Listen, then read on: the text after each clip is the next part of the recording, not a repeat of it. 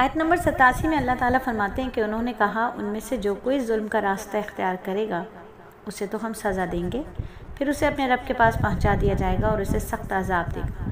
یعنی ظالم کا جو انجام دنیاوی ہے وہ جو کوئی ہوگا بے انصاف، سو ہم اس کو سزا دیں گے۔ جو بھی انصاف نہیں کرے گا، اللہ تعالیٰ کے حکم کی تعمیل نہیں کرے گا، اختیار ملنے کے بعد جب اس کو دعوت اسلام دے دی تو کہا کہ میری دعوت کے بعد جو کفر پر جمع رہا، شرک کی صورت میں اپنے اوپر خود ظلم کرتا رہا، تو میرے ساتھی اس کو قتل کر دیں گے۔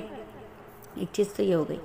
دوسری چیز یہ سمجھنا ہے کہ جو کوئی ظلم کا راستہ اختیار کرے گا ہم اسے سزا دیں گے۔ سب سے بڑا ظلم شرک، ظلم عظیم ہے۔ سب سے بڑا ظلم جو ہے وہ شرک ہے، سب سے بڑا کفر بھی شرک ہے۔ اللہ رب العزت کو شرک نہیں پسند، شرک تو اللہ کو پسند ہی نہیں ہے، شرک کی معافی بھی نہیں ہے۔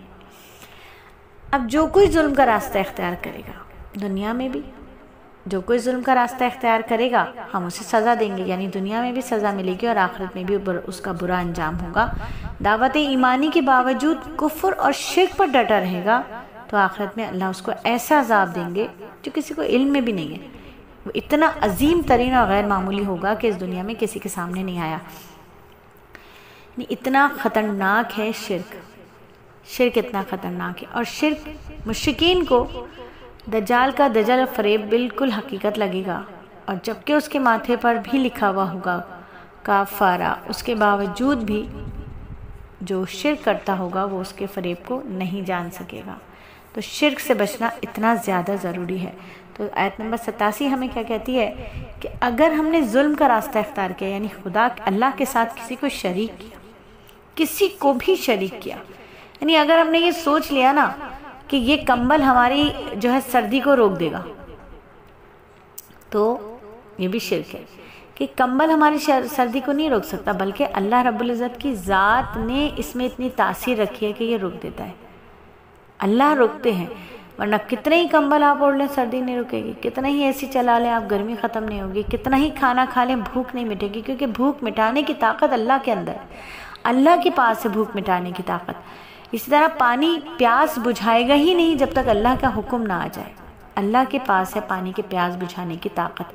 پانی میں طاقت نہیں ہے کہ وہ پیاس بجھا دے، کھانے میں طاقت نہیں ہے کہ وہ بھوک کو مٹا دے، کمبل میں طاقت نہیں ہے کہ وہ گرمی کو ختم کر دے، اے سی میں طاقت نہیں ہے کہ وہ گرمی کو بڑھا دے، گرمی کو ختم کر دے۔ تو ساری طاقتیں، سارے کرنے کا مالک، سب چیز کا مالک اللہ تعالیٰ ہے۔ شرک سے بچنا ہے۔ اگر ہمارا یقین چیزوں پر بن گیا، اسباب پہ بن گیا، تو سمجھے ہم نے بھی شرک کر لیا، کہ اللہ کے جیسا کسی کو سمجھ لیا، کہ اللہ جیسی طاقت شاید اس پانی میں بھی ہے، اس کھانے میں بھی ہے، اس کپڑے میں بھی ہے، اس گاڑی میں بھی ہے۔ اللہ چاہے تو ہمیں یہاں سے وہاں، اس ملک سے دوسرے ملک لے جائے، اللہ قادر ہے۔ لیکن اگر ہم نے یہ یقین بنا لیا کہ نہیں بھئی ہمارے پاس پیسے ہوں گے تبھی ہم جا سکتے، تو ہمارا یقین پیسے پر بن گیا، ہمیں اللہ کی ذات پر یقین نہیں رہا۔ تو یقین سارے کے سارے اللہ کے اوپر رکھنے، اللہ کی ذات پہ رکھنے۔ دوائی سے ہم ٹھیک ہو جائیں گے، ہم دوائی سے ٹھیک نہیں ہوں گے، اللہ کے حکم سے ٹھیک ہوں گے۔ کھانا ہمیں طاقت نہیں دے گا، اللہ کا حکم ہمیں طاقت دے گا۔ تو شرک سے بالکل بچنا ہے۔ آیت نمبر 87 ہمیں یہ کہتی ہے، اگر نہیں بچیں گے، ڈٹے رہے شرک پر، تو کیا ہوگا؟ دنیا میں بھی عذاب ملے گا اور آخرت میں بھی اللہ کی ناراضگی اور عذاب کو سہنا پڑے گا۔